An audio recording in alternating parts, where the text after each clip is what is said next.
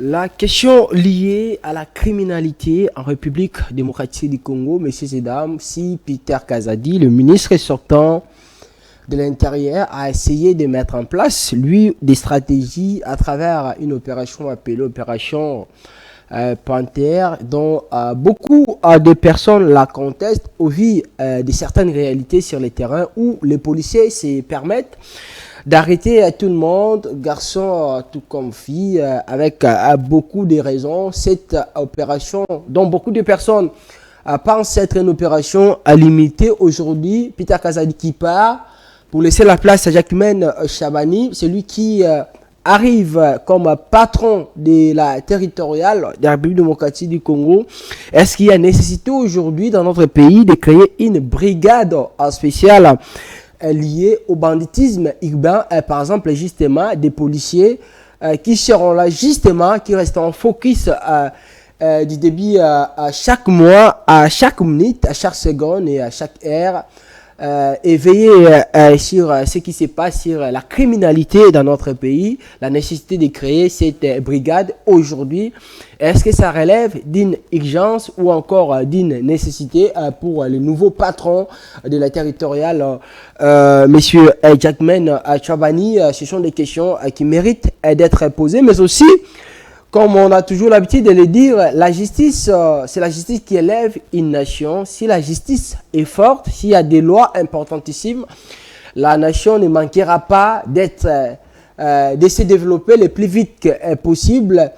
De ce côté-là aussi au ministère de la Justice, Rose Mutombo, qui était la garde des Sceaux aujourd'hui, laisse sa place à Constant Mutamba, lui, qui va justement arriver, qui arrive avec beaucoup de propositions, beaucoup des initiatives pour essayer de booster un peu les choses de ce côté-là. Par exemple, cette loi qui propose condamnant ces phénomènes, les LGBT, des personnes homosexuelles en République démocratique du Congo qui commencent à se manifester. Si aux époques passées, ce sont des gens qui s'est cachés, vous les avez vus aller déposer un mémo auprès du président de la CNDH pour réclamer, pour dire que ils sont discriminés, il y a la discrimination à les liens, ils sont stigmatisés, ils peuvent pas continuer à vivre comme ça au risque un jour de s'élever pour proposer même des lois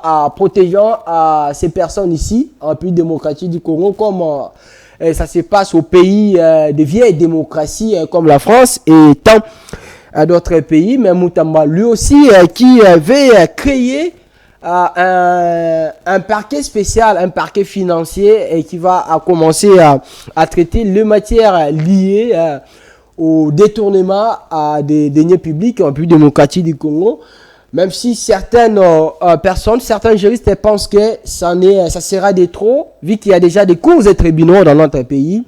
Donc si une personne est soupçonnée d'être derrière le détournement, il sera déféré devant tel ou tel parquet. Pourquoi en créer encore un autre? Quelle est la particularité si ça arrivait que Mutamba puisse concrétiser ce qu'il a comme idée, des thématiques importantissimes sur l'avenir de la République démocratique du Congo, du côté de la sécurité, mais aussi du côté de la justice, avec des nouveaux ministres qui vont remplacer les anciens, je disais, au rythme de cette émission, Constant Mutamba et monsieur Jacquemaine Chabani. Mesdames et messieurs, Interface, votre émission, le premier numéro du mois de juin, dimanche 2 juin 2024. Vous nous suivez de partout. Vous êtes sur CML 13 à télévision. À toutes et à tous, bienvenue. Le maestro James Mouka et à la réalisation de cette émission. Merci à celles qui nous assistent.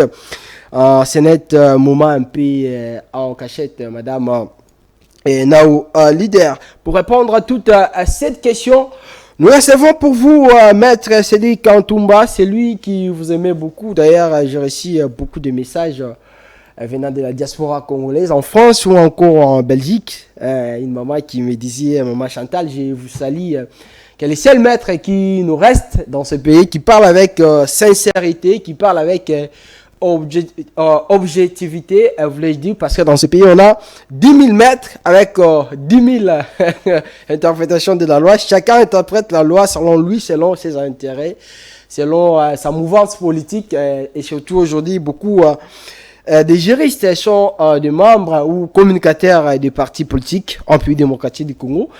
Maître Cédric, bonsoir et bienvenue. Bonsoir, monsieur Daniel Roland. Je vous remercie beaucoup pour l'invitation.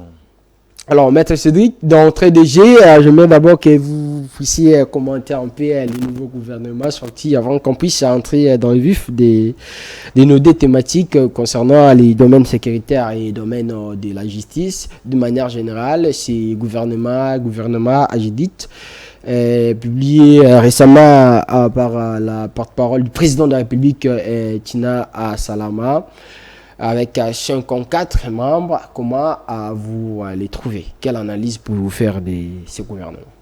Bon, merci beaucoup, monsieur Daniel Roland. En fait, d'abord, nous avons constaté la réapparition des anciennes figures dans ces gouvernements ici, comme s'il s'agissait de la continuité, bien entendu, du même système de jeu.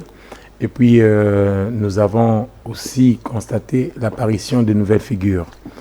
Cela n'exclut pas une certaine, en tout cas, appréhension positive des choses, et puis une certaine peut-être critique en ce sens que nous avons besoin que les choses puissent changer. Le gouvernement Sama Lukonde qui venait de passer avait c'est sur lesquels il avait reposé les priorités. En réalité, de la manière dont nous avons vécu sous l'égide de Sama Lukonde, nous avons ressenti plusieurs éléments qui a caractérisé presque négativement la conduite de la vie de la nation, en ce sens que d'un côté, il y a eu une inflation galopante qui n'a cessé de frapper, de pulvériser, bien entendu, les paniers, n'est-ce pas, des paniers ménagères. Et puis, à part ça, nous avons aussi, je me dis, la question ne reposerait pas sur la réapparition de nouvelles figures ou bien l'apparition, n'est-ce pas, la réapparition des anciennes figures ou l'apparition des nouvelles, mais plutôt sur le politique public qu'il compte mettre en place pour résoudre les problèmes sociaux. Voyez-vous, monsieur Daniel Roland, pour pallier le problème, n'est-ce pas, de problème d'emploi, parce que le peuple congolais, même le président de la République n'est pas sans savoir, excusez-moi, que le peuple congolais jusqu'à présent mijote dans le chômage des masses. Et que par le ministère, bien entendu, d'emploi, par plusieurs autres ministères, parce que le fait que le ministère puisse créer certaines autres institutions, n'est-ce pas, qui sont connexes à son secteur d'activité, cela boostera bien entendu, n'est-ce pas, la balance sur la création d'emplois.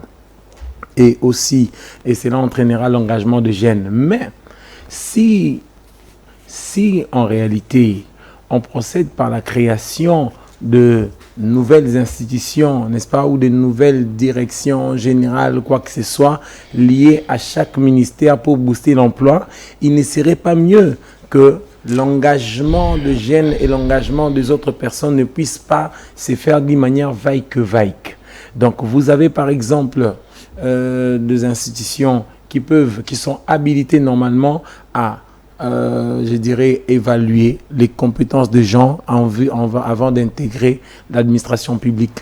Nous avons remarqué la réapparition de la figure, bien entendu, de M. Jean-Pierre Liaou. Et donc, Jean-Pierre Liaou, on avait aussi ouï dire qu'il avait bien travaillé et que son bilan était positif. D'ailleurs, le jour où il devait laisser tablier, il y a eu plusieurs personnes qui l'entouraient pour dire qu'il ne pouvait pas partir. Donc bref, monsieur Daniel Roland, nous devons être à première vue optimistes parce que nous ne les avons pas encore vus, n'est-ce pas, œuvrer à l'œuvre. Mais le problème, c'est que c'est souvent les caractéristiques du débit qui permettent aussi de conclure sur, n'est-ce pas, l'avenir. Parce que de bonnes choses ne peuvent que présager de bonnes choses. Et des mauvaises ne peuvent qu'augurer des mauvaises. Donc, ce que je peux dire, pour ne pas trop m'attarder là-dessus, c'est que vous avez de nouvelles figures et vous avez des anciennes figures. Alors, je me demande quels sont les critères sur lesquels le président a pu, bien entendu, reconduire certains. Si, par exemple, peut-être que Moulin de Sakombi a bien travaillé et qu'il n'en aurait pas des d'autres. affaires foncières. Par exemple, peut-être, je ne sais pas trop, mais de toute manière, seul le président maîtrise mieux les critères sur lesquels il a reposé la reconduction de certains membres du gouvernement Samalou Kondé. Et puisque là, c'est son pouvoir discrétionnaire. Son nombre de 18. C'est son pouvoir discrétionnaire. Et donc, je crois à suffisance de conviction qu'il faut donner de la chance à ces gouvernements. Et comme on a la femme, n'est-ce pas, à son chevet, je crois bien qu'elle va bien faire et que ça augure bien entendu de bonnes choses. Alors, mais seulement, il faut que ces gouvernements puissent mettre en priorité, M. Daniel Rolland, si seulement le président nous écoutait par voie de CML13, si aussi le ministre qui venait d'être nommé nous écoutait aussi, qu'ils sachent qu'ils ne sont pas venus que pour remplir leurs poches. Ils sont venus pour travailler pour le peuple. Et que les sommes d'argent qu'ils vont exécuter, bien entendu, pour qu'ils soient payés au travers de la Banque centrale du Congo, viennent bien entendu des contribuables et de certaines autres sources génératrices de finances publiques.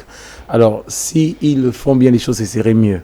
Les seuls conseils que je pourrais donner au président de la République et au Premier ministre même, ce serait peut-être de faire éviter au ministre l'engagement de dépenses publiques par voie d'urgence. Certes, il existe un comité qui traite tous les engagements financiers par voie d'urgence, mais lesquels comités chapeautés toujours par les ministères des Finances. C'est pourquoi vous n'avez pas hésité de constater que bien qu'il y ait le comité qui gère les affaires d'urgence, qui est composé du ministère du Budget, ministère des Finances, mais vous avez remarqué des surfacturations, n'est-ce pas, qui sont passées. Devrions-nous aussi dire que ces surfacturations, face à ces surfacturations, ces comités avaient fermé les yeux. Encore faudrait-il dire que le président de ces comités n'est rien d'autre que celui qui doit exécuter ces mêmes finances. Voyez-vous ce que ça fait? Donc, lorsque vous êtes juge et partie à la fois, vous auriez toujours des problèmes. Soit qu'il y ait une constitution d'une commission d'urgence ou un comité d'urgence, mais lequel comité ne doit pas avoir en son sein le ministre de Finances comme membre ou bien comme président, de sorte que lui aussi à son tour puisse soumettre, quand il soumet les dossiers qui viennent des ministères sectoriels pour être payés par voie d'urgence, le comité peut aussi juger, n'est-ce pas, la facturation de tous ces éléments. Ce serait un peu mieux. Et donc, bref, qu'on institue un comité d'urgence, n'est-ce pas, un comité qui serait habilité à faire engager le dépense publique par voie d'urgence, et si le ministre des Finances a l'air aval, il peut faire. Et puis que le ministre des Finances ne puisse pas y faire partie, parce que ce sont des éléments qui nous ont permis de voir comment l'enrichissement illicite, les détournements ont eu lieu au travers du ministre des Finances. Voyez-vous, on a parlé ici de... Parce que, vous savez, M. Daniel Rolland, plus les dépenses passent par voie d'urgence, en réalité, ces dépenses-là échappent à certains critères de base. Vous pouvez voir une personne qui fait passer par voie d'urgence un marché, mais néanmoins, ces marchés-là a été octroyé par voie de gré à gré. Voyez-vous. Et souvent, le ministre qui entre, ou la première ministre, doit avoir un œil d'argu sur les modalités, les modes de passation de marché public. Voyez-vous. Parce que lorsque le marché public doit se faire passer que de gré à gré, comment il n'y aura pas de détournement? Comment il n'y aura pas des ententes préalables? Vous voyez, parce que vous octroyez des marchés à ceux qui, parfois, n'ont pas de matériel de service, n'ont pas de garantie de bonne exécution, mais vous le faites quand même parce que vous avez un pourcentage derrière. Donc, si le président a vraiment besoin de s'éterniser dans le temps, parce que les mandats politiques, la Constitution l'a limité à 5 ans, et renouvelable une seule fois. Peu importe les idées qu'on peut avoir sur la modification de la Constitution, mais néanmoins, le président doit chercher à tout prix à non seulement redorer l'image ternie n'est-ce pas, de notre République sur la manière de gérer la Res Publica, mais aussi il doit chercher à ce que le peuple ne puisse pas l'oublier parce qu'il vient d'où? Il a une histoire, M. Daniel Roland, comme disent les Congolais, Talassimazonga Moto. À un certain moment, même s'il est sur sa chaise de pouvoir, il évolue, il doit essayer de regarder d'où il vient. Il est fils de qui? On connaît bien son histoire. Mais est-ce que si le président laissait ces pays RDC, avec cette inflation qui ne cesse de galoper, avec ces modes de gestion, n'est-ce pas, de la Res Publica, parfois des marchés publics, avec des détournements, où lui-même, parfois, les gens pensent que son silence devient de plus en plus coupable. Voyez-vous, que ferait-il? Donc, il serait mieux. La solution ne serait pas de pouvoir extirper certaines têtes dans le gouvernement à venir, en l'occurrence les trois Kazadi par exemple, qui ne sont plus, mais ce serait plutôt de faire répondre à ces gens-là, M. Daniel Roland, leur responsabilité face à la justice, pour que la justice ne soit pas une justice de parodie, une parodie de justice.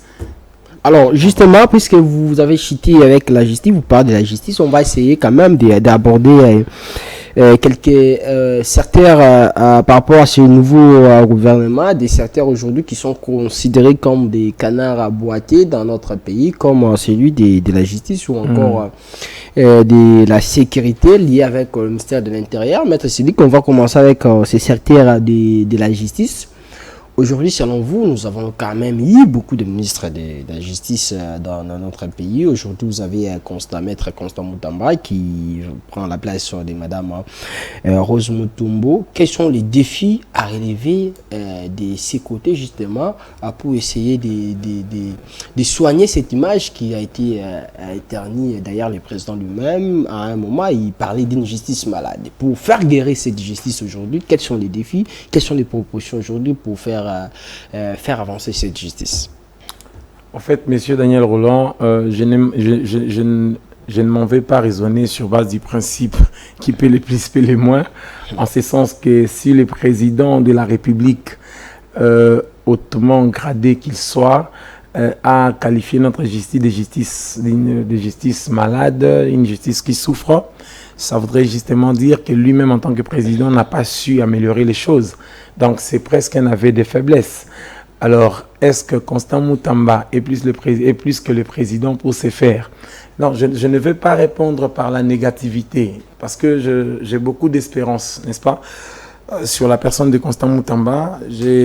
Pourquoi j'ai dit ça? Parce que le président n'est pas omniprésent, il n'est pas partout.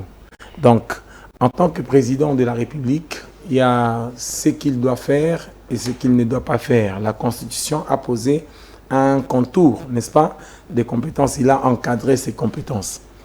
Plusieurs défis sont à relever. Mais Monsieur Daniel Roland, il faut savoir que le défi en la justice ne se relève pas au travers de paroles. Tu peux beau parler, tu peux bien parler. Déjà, je vous donne un exemple simple. Constant Mutamba vous dit qu'il va militer à ce que la prison, n'est-ce pas, soit une nouvelle prison soit construite au niveau de Ntsele. C'est vraiment des idées encourageantes. Vous voyez, des idées qu'il faut encourager. Et une pareille personne qui vient avec une pareille initiative, on s'est dit, bon, d'abord, c'est un homme de droit, c'est un praticien du droit, il connaît bien les rouages, il connaît bien comment les magistrats, n'est-ce pas, font des choses. Et d'ailleurs, le magistrat du parquet sont sous, n'est-ce pas, l'autorité du ministre de la Justice. Voyez-vous, M. Daniel Roland, sauf les juges, bien entendu. Et donc, nous pouvons d'abord lui accorder cette chance-là. Le défi qu'il a à relever, d'abord le défi sur la corruption, M. Daniel Roland, qui gangrène le secteur de la justice. Cette corruption, M. Daniel Roland, qui a fait de la liberté provisoire, n'est-ce pas, une contrepartie réelle où la caution ou le cautionnement en général ne se restitue pas. As-tu déjà entendu un magistrat du parquet, après avoir, n'est-ce pas, reçu la caution ou le cautionnement pour assurer la liberté provisoire d'une personne, restituer ces cautionnements? Non. Et où part cet argent-là? Constant Mutamba, en tant qu'avocat, il est conscient que quand tu pars au parquet peu importe le parquet, et que ton client est arrêté, tu veux le faire libérer, on te dit qu'il faut payer les cautionnements. Mais déjà, sur ces cautionnements-là, tu peux dire, écoutez, moi j'ai 200, moi j'ai $500. $500, le magistrat peut prendre ces $500, il donne à son chef hiérarchique une somme d'argent. Lui-même, en tant que magistrat instructeur, il garde une somme d'argent, mais il te dit, donne 100 000 francs, on va payer là-bas à la banque comme cautionnement. Voyez-vous? Alors, qu'est-ce qui est... Vous voyez que l'État n'a pas eu grand-chose. Alors, les 100 000 francs qu'on donne comme caution, est-il restitué? Puisqu'il y a une somme d'argent qu'on paie à la banque. Et cette somme d'argent-là, c'est combien? Elle est dérisoire. C'est plus que même ce que les magistrats instructeurs et ce que les procureurs ont eu. Mais vous remarquerez que cette somme, non seulement qu'il ne se restitue pas, parce qu'il y a une certaine considération de citoyens face au cautionnement. D'après celui qui paye les cautionnements, il s'est dit, c'est un montant en réalité qui n'est pas appelé à une opération retour. C'est un montant qui se compense à la liberté provisoire sollicitée. Je m'en vais vous donner un exemple simple. Vital Kamerhe, pour bénéficier de la liberté provisoire, il a payé, n'est-ce pas, les cautionnements. Est-ce que vous avez appris ou entendu que Vital Kamerhe aurait bénéficié du retour ou bien de la restitution de ces cautionnements? Non. Et c'est un système. Quand je dis c'est tout un système. Ça fonctionne comme ça. Et vous n'allez pas changer ce système-là. Et donc, pour le faire, il faut nécessairement qu'il y ait une personne qui connaît mieux la maison, qui connaît mieux les rouages de la maison, du palais, qui connaît mieux le fonctionnement du palais de justice, qui se dit, écoutez, à chaque fois qu'on veut payer le cautionnement pour la liberté provisoire, que faire? Quels sont les défis? Donc, vous voyez qu'il faut résoudre les choses d'après les paliers. Ok, palier, c'est-à-dire vous pouvez être dans le champ de la liberté provisoire, vous savez que là-bas, ce qui laisse beaucoup plus, c'est pas d'argent, pas de liberté. Vous pouvez voir une personne commettre une infraction très bénigne, mais on l'envoie toujours au parquet à Makala. Voyez-vous, monsieur Daniel Roland.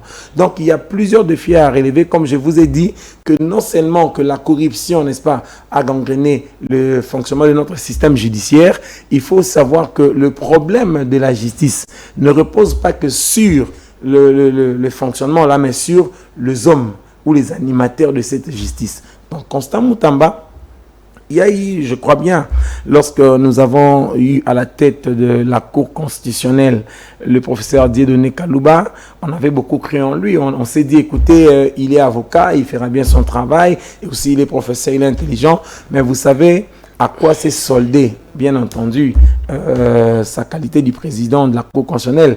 Il en était sorti par la fenêtre. Donc, monsieur Daniel Roland, ce que je peux vous dire, je lui donne tant d'espérance, mais il faut pour lui de ne pas seulement essayer, il a des bonnes idées, mais les bonnes idées, monsieur Daniel Roland, se cristallisent en de politiques publiques.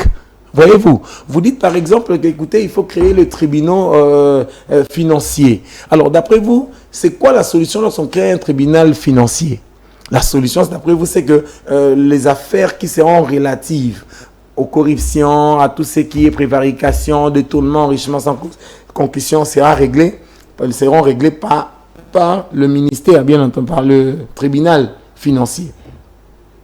Mais c'est un raisonnement, c'est bien.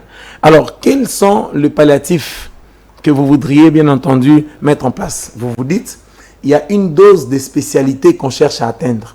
Parce que celui qui traite la chose avec compétence spéciale est toujours différent de celui qui traite la chose avec compétence générale. Voyez-vous, monsieur Daniel Roland? Donc, si d'après lui, il estime qu'il faut créer des tribunaux financiers, c'est une chose. Mais je vous dis, monsieur Daniel Roland, la multiplicité des institutions n'a jamais résolu le problème dans un État. C'est plutôt l'amélioration la moralisation de la gestion de la chose publique par les animateurs de ces institutions qui a toujours changé les choses. Parce que vous créez une institution pour des objectifs bien déterminés. Mais vous verrez qu'en les créant et en nommant des gens, c'est ces gens-là que vous nommez. Ce sont des personnes qui sont tournées toujours à la déraison. Donc, il n'y aura pas de changement. Donc, le Congo, comme n'a cessé de réclamer n'importe qui, que le Congo a toujours eu un problème d'hommes et non un problème sur l'objet des institutions. Donc, ce qu'il faut faire, il faut commencer. Moi, je prends, en tout cas à la limite, comme non dit, c'est que Maître Constant Moutamba a pu prétendre comme un objectif éventuel, n'est-ce pas, qu'il réaliserait. Pourquoi? Justement parce que tout ce que un ministre nouvellement nommé peut dire à l'endroit du public, c'est vraiment un non-événement. Pourquoi un non-événement? Parce que vous le savez bien, M. Daniel Rolland, en tant qu'homme de science, que les promesses d'un ministre avant son investiture ne sont pas promesses, ce sont des choses non dites. Pourquoi? Parce que c'est l'investiture, n'est-ce pas, qui donne à la personne le pouvoir de faire.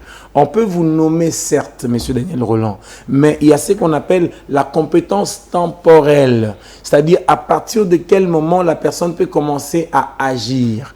Il faut éviter le populisme.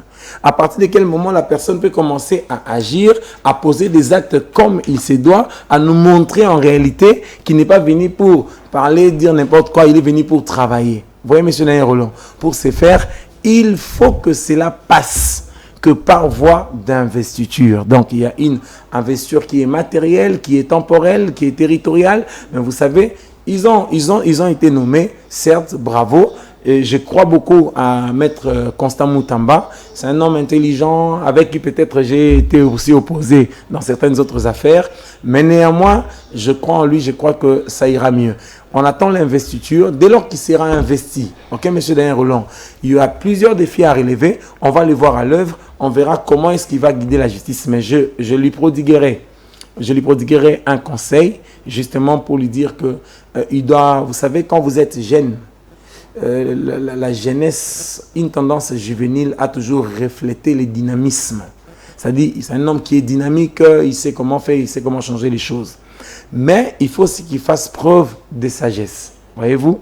Donc, quand vous faites preuve de sagesse, vous allez mieux aussi gérer la chose. Vous ne prendrez pas de décision qui dénoterait une certaine tendance juvénile en prenant ces décisions-là. Alors, Maître Dessy, qui pense que la création de ces parquets financiers, justement, pour commencer à condamner les gens qui vont commencer à détourner l'argent, les deniers publics dans notre pays, ça serait de trop, parce qu'aujourd'hui, nous avons déjà des cours et tribunaux qui condamnent ce genre de personnes à chaque fois que l'infraction est établie par les juges, selon l'infraction occupée par telle ou telle personne. Il y a déjà des institutions judiciaires qui sont bien taillées, qui sont bien destinées à telle ou telle personne de telle ou telle fonction. Vous, quelle est votre réaction? Quelle est votre analyse? Est-ce que ce tribunal-là, ou bien ce parquet, pourrait apporter quelque chose en plus concernant ce qui se passe, surtout d'une manière générale, la corruption dans notre pays? Oui.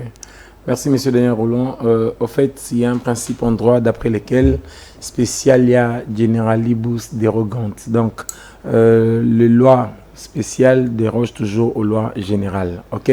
Donc, ça veut dire que même les tribunaux aussi spéciaux, OK, peuvent toujours déroger aux tribunaux généraux parce que c'est la répartition des compétences.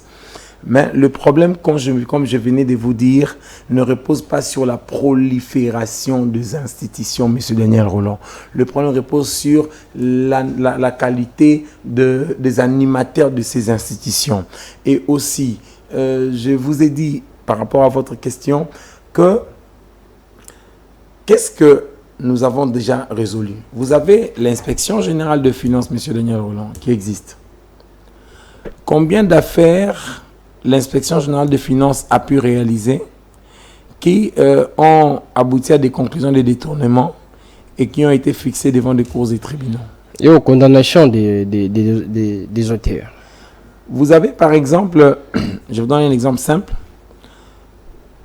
l'inspection générale de finances qui écrit à la ministre de Mines, précisément Madame Antoinette Samba, lui demandant de suspendre le directeur général de fonds miniers pour les générations futures.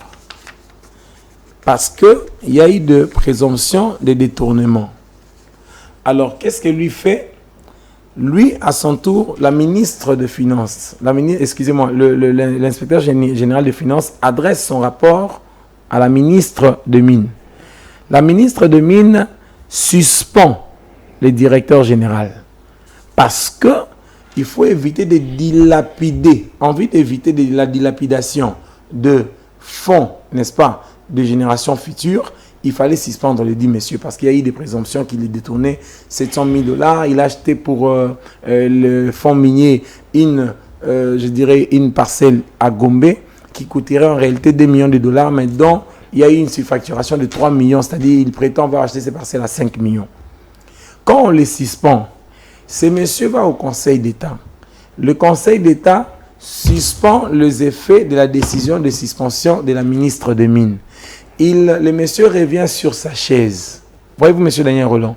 Donc, il y a une incohérence dans le fonctionnement du système juridique et judiciaire congolais. Et que les animateurs posent aussi problème.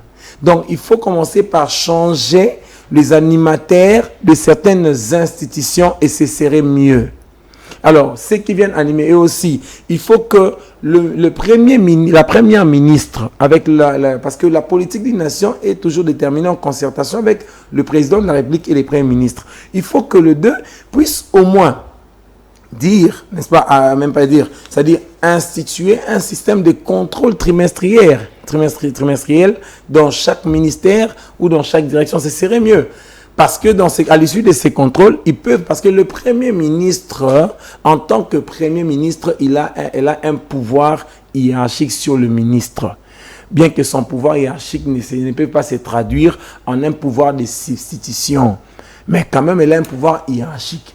Ça veut dire qu'elle peut elle peut sanctionner, elle peut aussi interpeller un ministre si elle voit qu'il y a des choses qui ne marchent pas bien.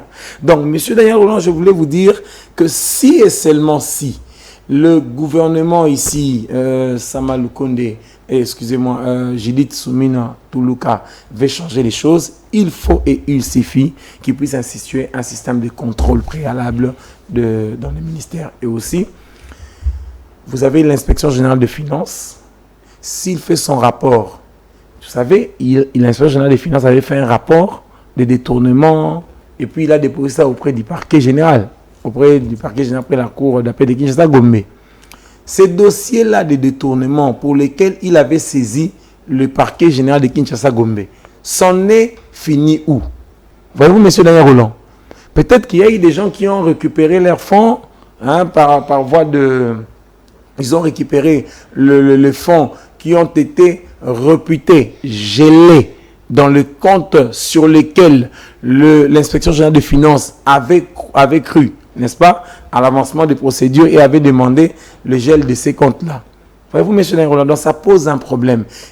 Il faut soit changer les animateurs, soit former ces animateurs, n'est-ce pas, à la moralisation de la chose publique. Donc, le moraliser, le permettre de comprendre comment on peut gérer la chose publique de l'État sans toutefois procéder au détournement. Et que lorsqu'on détourne le fonds, on ne fait qu'abîmer, n'est-ce pas, l'avenir des citoyens congolais. C'est d'ailleurs ce qu'on nous écrit ici, justice sans corruption, c'est possible.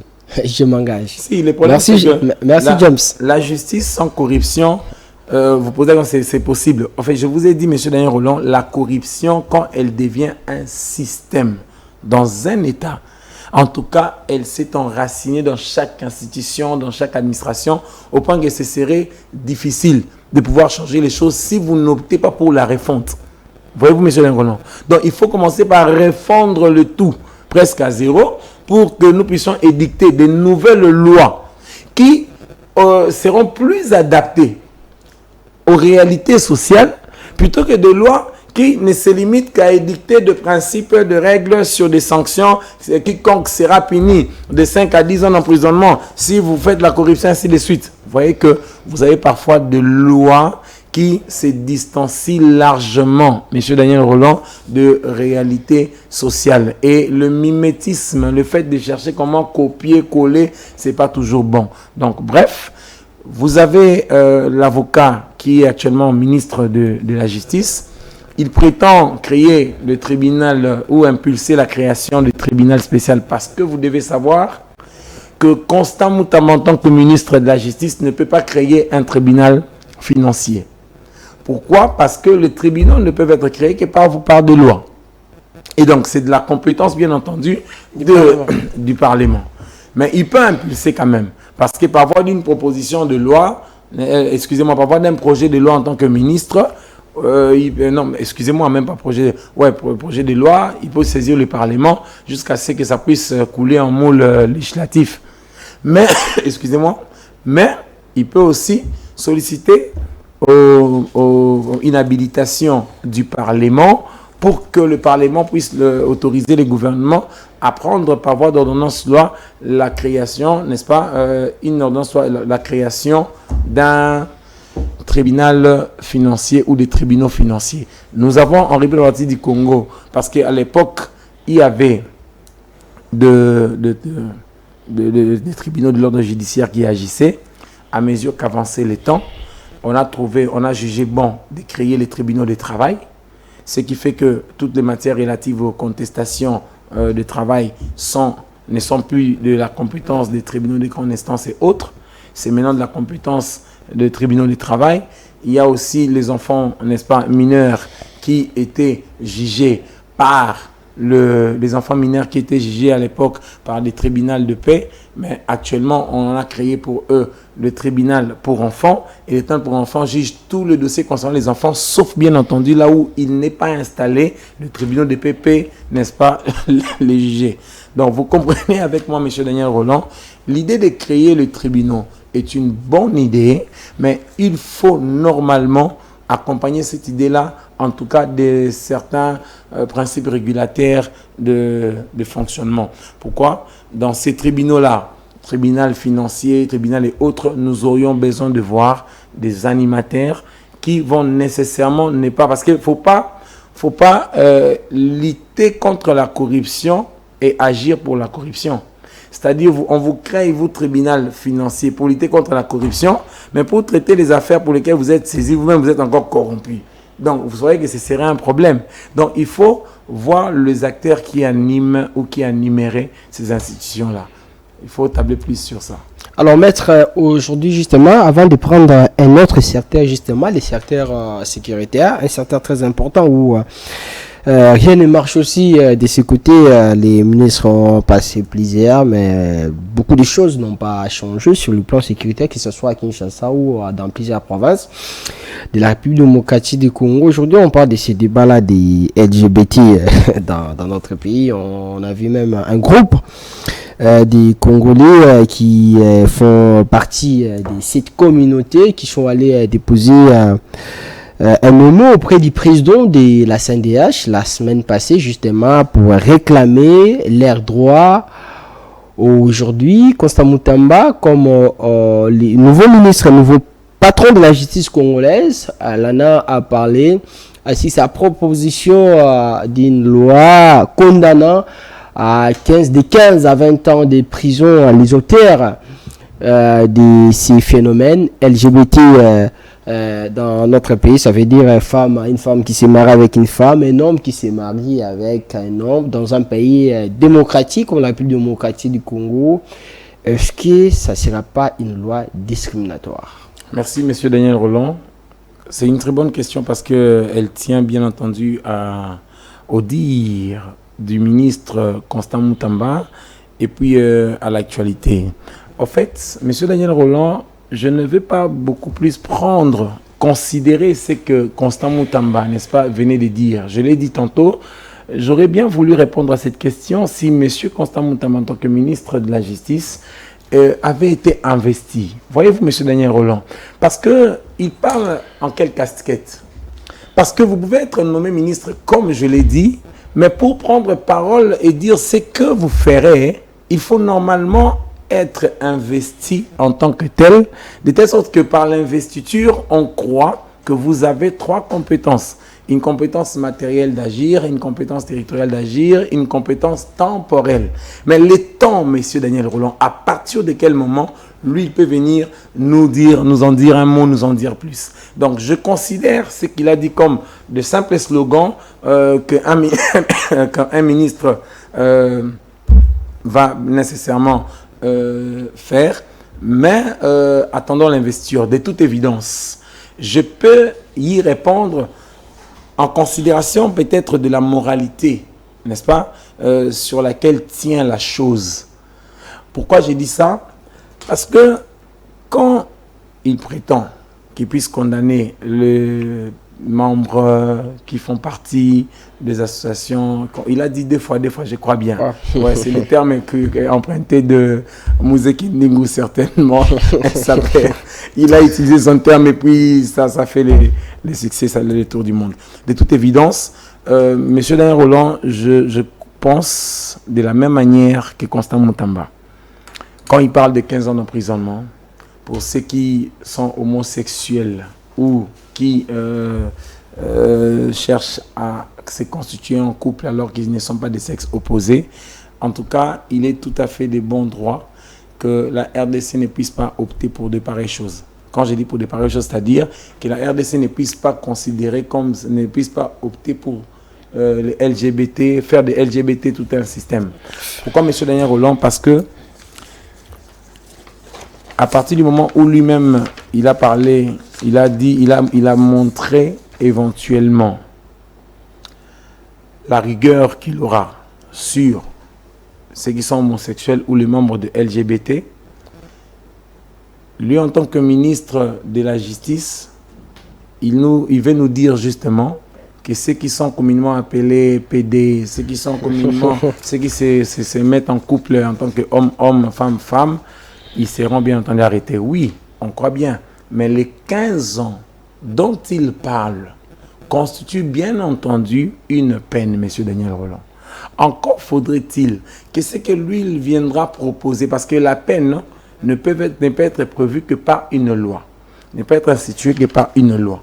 Donc, la ministre ou le ministre ne peut pas se réveiller un bon matin et commencer à prétendre que non, tel acte est constitué d'infraction, 15 ans d'emprisonnement. Non.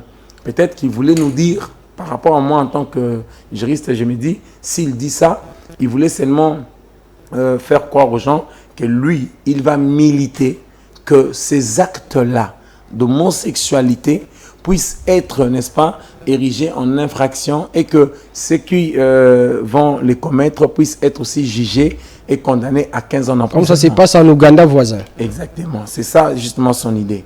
Mais malheureusement aussi pour ces couples, M. Daniel Rolland, ce sont des relations contre nature. Voyez-vous?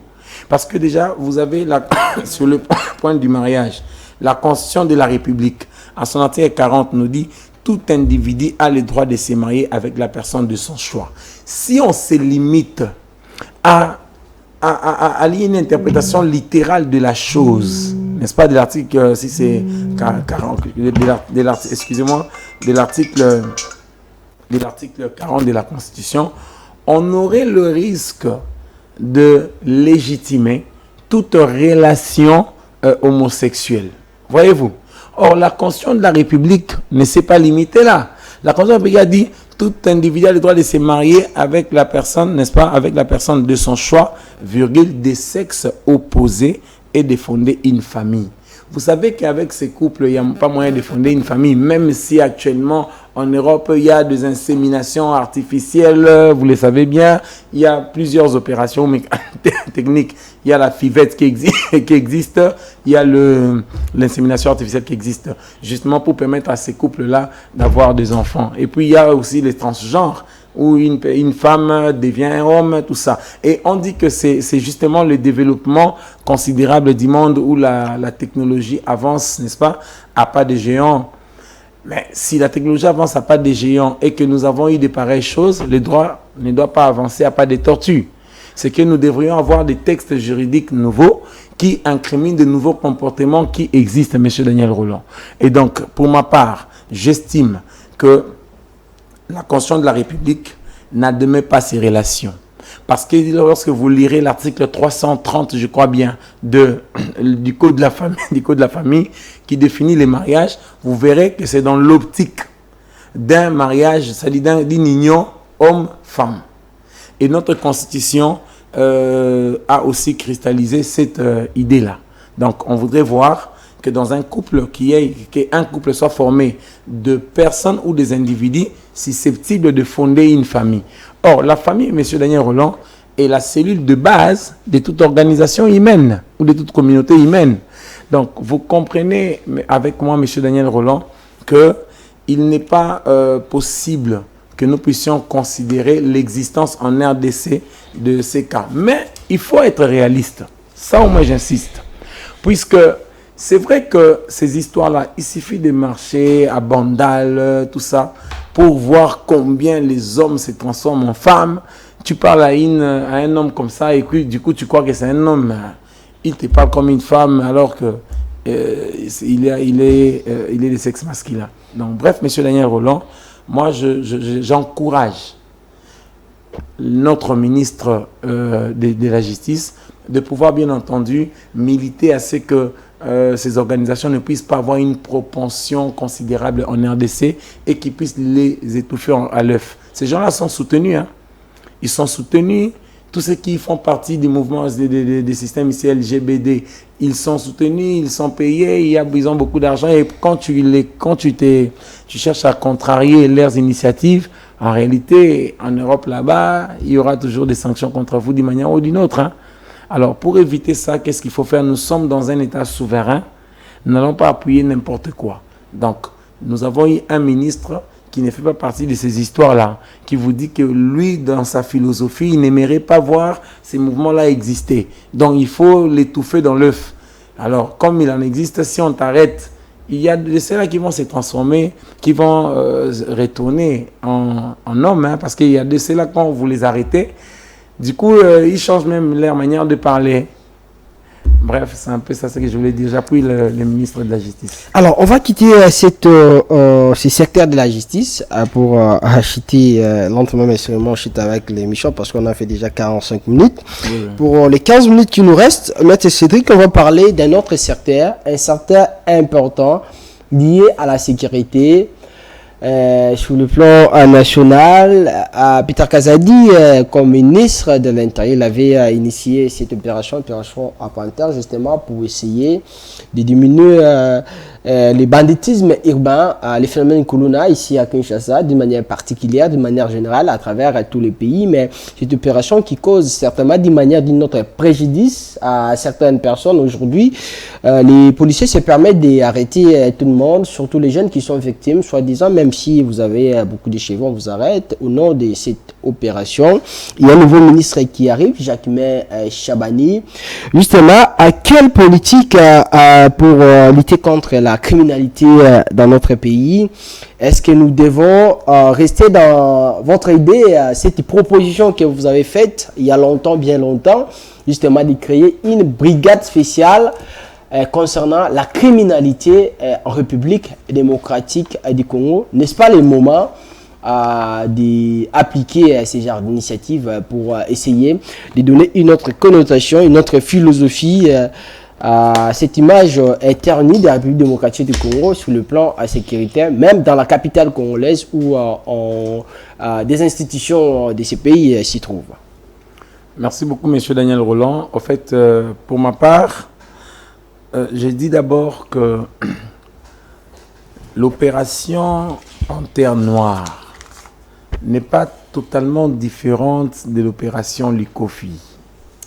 Mais seulement celle-ci, elle s'est faite d'une manière un peu, je dirais, il y a une atténuation de rigueur. Parce que Kanyama a fait preuve d'un rigorisme, c'est-à-dire d'une rigueur excessive, en utilisant des mécanismes qui pouvaient être aussi contre le droit de l'homme. Mais l'opération Panthère Noire se limite seulement à l'arrestation. Pas de tirs, pas de coups de feu où on va vous tirer. À la suite d'une plainte d'ailleurs que j'avais déposée au commissariat provincial de Kinshasa, j'ai vu à cette occasion-là comment le véhicule qu'on appelle 207 entrait avec de prétendus Kuluna ou de présumés Kuluna, tout ça. Ça ne m'a pas tiqué, ça a attiré plus mon attention particulière sur le fait de la manière dont l'opération Panthère, n'est-ce pas, s'exécute. Je me suis dit, en tout cas, ça prouve à suffisance que le gouvernement fait un travail. Ça prouve à suffisance qu'il y a vraiment des policiers qui sont installés pour rechercher les Kuluna. Et j'aurais aussi appris de certaines personnes qui résideraient ou qui résident de contrées un peu où les Kuluna, les phénomènes Kuluna bas sont pleins, qui ont dit en tout cas jusqu'alors, il y a une atténuation de la proportion de ces mouvements. Et puis, il y a d'autres qui commencent à changer, à se cacher. Mais le problème, c'est peut-être sur la manière d'exécuter la dite opération. Puisque s'il faut appeler toute personne Kuluna parce qu'elle a des locks, s'il faut l'appeler Kuluna parce qu'elle s'est habillée de telle manière qu'on peut présumer qu'il fait partie d'une bande de Kuluna, là, ce ne serait pas bon. Le mieux serait, c'est pourquoi moi j'ai toujours dit, M. Daniel Roland, quand vous créez vous instruez une certaine opération, vous dites, bon, on va faire une opération appelée opération Panthère Noire. Cette opération, elle est d'abord, je dirais, temporaire. Elle n'est pas permanente. Et aussi, elle est dispendieuse, parce qu'elle est l'occasion de dépenses de la part de l'État, puisqu'il faut le carburant, descendre, ainsi de suite. Mais il faut chercher à systématiser cela. Dans quel sens? Vous vous dites, vous êtes dans un État RDC où le phénomène Kuluna s'est institué en un système. Ok, M. Daniel Roland? Alors, que faire?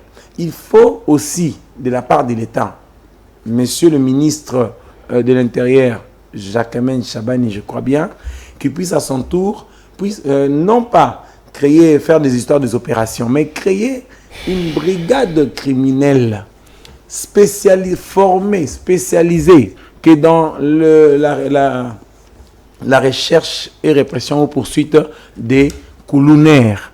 S'il fait ainsi, on aurait résolu le problème. Parce que là, ce ne serait pas question que vous avez une bande de policiers qui font des descentes dans des communes choisies. Non, vous avez maintenant une brigade criminelle qui résiderait chaque quartier, avenue, commune, de sorte qu'en cas de problème, si on appelait, parce qu'il suffit d'avoir un numéro de téléphone, on s'est dit, bon, tel numéro, c'est le numéro de la brigade criminelle contre les Kuluna qui s'effectue ou se déroule à Kingasani.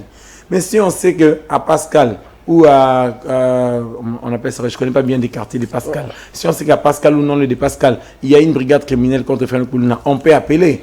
Et chaque brigade criminelle, M. Daniel Roland, doit nécessairement avoir un effectif considérable de policiers ou de personnel, de sorte qu'ils puissent aussi être très résistants face aux Kuluna qui ont aussi des armes noires, des machettes et autres. Voyez-vous? Et voyez, vous avez des policiers qu'on nous montre ici. Je ne sais pas s'ils sont formés, mais néanmoins, de toute manière, M. Daniel Roland... Ils sont quand même bien habillés. Hein. Exactement. Le problème, ce n'est pas dans l'opérationnalisation, n'est-ce pas, de Panthère Noire. Le problème est beaucoup plus, n'est-ce pas, réside beaucoup plus sur d'abord, les recherches que la police a pu faire pour savoir la manière dont les Kuluna opèrent. Leurs quartiers, leurs résidences, leurs avenues, leurs parcelles, les aires auxquelles ils agissent. Ce serait mieux. Parce que vous pouvez instituer l'opération Panthère Noire, mais si vous n'avez pas été informé au préalable, M. Daniel Roland, sur la manière d'agir des Kuluna, sur les aires auxquelles ils opèrent, sur les jours ainsi de suite, sur les personnes qui y font partie, vous n'allez pas résoudre le problème. Vous créerez une opération que pour besoin d'existence et de décoration, alors qu'il faut qu'ils fassent le travail comme il se doit. Mais vu le temps, si on doit créer une brigade, quand ça veut dire on doit former des nouveaux hommes justement pour qu'ils puissent avoir des spécialités pour œuvrer dans ces domaines, dans ces secteurs. Est-ce que ça ne va pas prendre beaucoup de temps, Maître Cédric? quelle est la solution rapide aujourd'hui s'il faut que le nouveau ministre de l'Intérieur puisse mettre en application, en collaboration justement avec l'Assemblée nationale à ces projets? Est-ce qu'il faut tirer certains hommes au niveau de la police nationale congolaise justement, les former dans ce sens-là, ou bien il faut chercher d'autres personnes pour commencer cette formation, question d'appliquer, d'avoir des hommes avec cette nouvelle brigade? Non, le problème, c'est que, vous voyez, lorsque vous instituez une brigade, M. Daniel Roland, il y a des départements. Vous savez qu'il y a une brigade, certes, il y a des phases, la phase de formation, la phase d'information et la phase de mise en œuvre. N'est-ce pas, M. Daniel Roland? Quand vous formez ces gens-là, vous savez que c'est une formation beaucoup plus rapide, parce que d'après vous, à cette formation-là, les policiers, quand ils sont formés, vous dites comment vous allez les dispatcher sur terrain. Donc, l'institution d'une brigade criminelle, M. Daniel Roland, elle est mieux que l'institution d'une opération en Panthère Noire. Peut-être que l'opération Panthère Noire, c'est sous couvert d'une opération Panthère Noire, alors qu'en réalité, il s'agit peut-être d'une brigade criminelle. On ne sait pas. Mais il faut appeler les chats par son nom, parce que le ministre Peter Kazadi, qui est à l'origine de l'opération Panthère Noire, il a dit qu'il s'agissait d'une opération, c'est-à-dire que ce sont les mêmes policiers qu'on a toujours utilisés dans la police, ainsi de suite, mais cette fois-ci, on les utilise pour un but précis, d'aller rechercher les Kuluna, les arrêter. Mais ils arrêtent aussi. En tout cas, j'ai vu ce que fait comme travail le général, comment il s'appelle? Kilimba Limba, le ministre de l'Intérieur. Je me suis dit, ils sont vraiment à féliciter. Mais le problème, ce serait beaucoup plus sur la durée dans le temps. OK. Alors, quand ils font ce travail-là, c'est pendant quelle période? C'est pour quelle fin? C'est parce que l'État congolais a mis peut-être des fonds.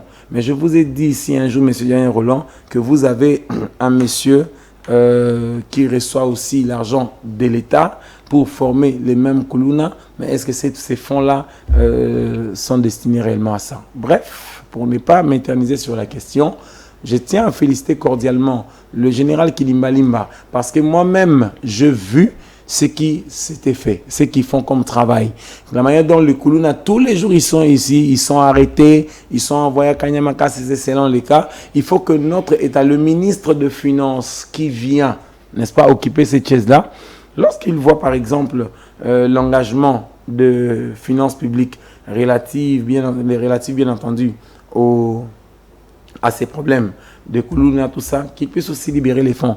Parce que si les besoins sur l'opérationnalisation de Panthère Noire ne sont pas exécutés ou satisfaits, il y aura bien entendu, M. Daniel Roland, une atténuation de la rigueur dans les chefs des policiers qui opèrent.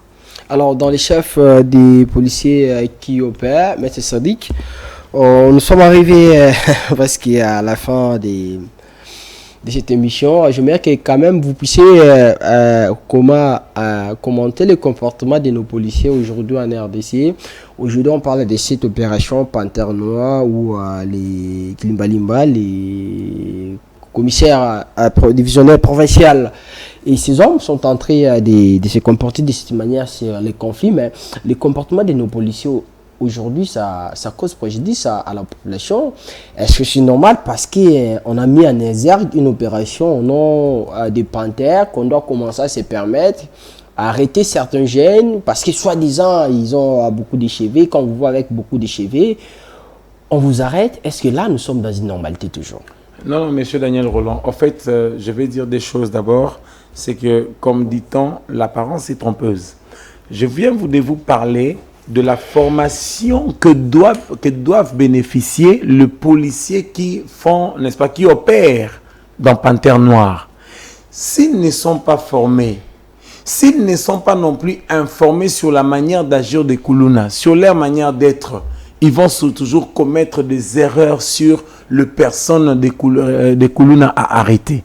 Voyez-vous, monsieur Daniel Roland? Et aussi, si un policier, qu'il fasse partie des Panthères Noires ou pas, arrête quelqu'un qui en réalité n'est pas Kuluna, ce policier est aussi passible de la peine d'emprisonnement pour arrestation arbitraire. Parce que l'arrestation illégale, l'arrestation arbitraire ou la détention illégale ne se cristallise pas que dans le chef d'un individu qui t'arrête. Non. Ou d'un OPJ qui t'arrête sans que tu ne commettes l'infraction. Non. Mais même dans le chef de ceux qui font une certaine opération, comme l'opération Panthère Noire, si un Koulouna, parce que j'aurais aussi appris qu'il y a quelqu'un qui serait arrêté, en tout cas à Barumbu, je crois bien, il était debout avec des locks, même pas avec des locks, mais justement son habillement avait emporté la police à croire qu'il était Koulouna. Alors du coup, il est arrêté, mais néanmoins, il est parvenu par être libéré. Mais il a fait quand même 7 jours, M. Daniel Roland, 3 jours, 4 jours au Souciat, alors que le Souciat n'a la compétence d'arrêter quelqu'un que pour 48 heures. Et puis, quand on l'envoie à l'inspection générale de la police, heureusement, on l'a libéré, mais après paiement de frais. Voyez-vous, M. Daniel Roland, parce que la police te dit, pour que la police puisse libérer un individu qui n'était pas Koulouna, mais arrêté par confusion ou par erreur sur la personne. Là-bas, ils te disent, ah, maître, déjà tu as vu quelqu'un entrer dans l'océan sans se mouiller. Donc, si tu es entré dans l'eau, tu ne peux que te mouiller. D'après eux, c'est-à-dire quoi?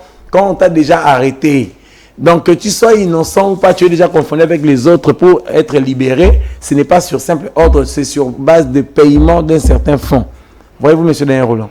Donc, il faut une dose de formation. Il y a des arrestations presque généralisées, systématiques qui se font, mais il faut vraiment que les policiers soient formés pour savoir qui sont de Koulouna. Parce que bref, beaucoup de Koulouna là sont aussi connus, M. Daniel Roland. Plusieurs sont connus dans des communes, dans des quartiers. Les gens peuvent te dire que celui-là, il est Koulouna et il agit. Il suffit seulement que même ces policiers-là puissent se déguiser en des citoyens simples. Ils arrivent dans des contrées où ils auraient appris qu'il y a des Koulouna et autres. Ils vont bien entendu détecter la manière d'agir de ces Koulouna, les aires auxquelles ils agissent. Voyez-vous, M. Daniel Roland. Mais tant qu'il n'y a pas une bonne formation qui a précédé l'institutionnalisation d'une opération Panthère Noire, l'institutionnalisation d'une brigade criminelle, rassurez-vous que la population, plutôt que d'être sécurisée par la police, serait plutôt en insécurité par la police. Voyez-vous? Alors, Maître Cédric, c'est un réel plaisir pour nous de vous recevoir dans cette émission. Et une fois encore, je vous rappelle que nous avons reçu plusieurs messages de la diaspora congolaise, de la France ou encore de la Belgique qui nous ont demandé de vous féliciter pour votre manière de faire les choses, votre juridisme et votre sincérité en tout moment quand vous êtes sur les plateaux. Vous ne parlez que de la vérité sans pourtant mettre un exergue ou bien parler devant les couleurs politiques de telle ou telle tendance. Oui, M. Daniel Roland, je remercie beaucoup ceux qui nous regardent tant et qui nous félicitent et qui nous conseillent pour une vive amélioration. Et puis, de toute manière, la science est incolore. Voyez-vous, ça veut dire que même tous ceux qui font des politiciens ici, ils savent qu'ils sont passés sur le banc de l'université pour se faire, même si en pratique, il y a toujours des couacs. Mais de toute manière, la science est incolore. C'est pourquoi on reste parfois au milieu du village pour dire ce que la science recommande. Alors, merci maître. Merci à toutes et à tous de nous avoir suivis. On va se retrouver déjà ce lundi pour un autre numéro de cette émission qui Vive la République, vive la RDC. Merci. Merci.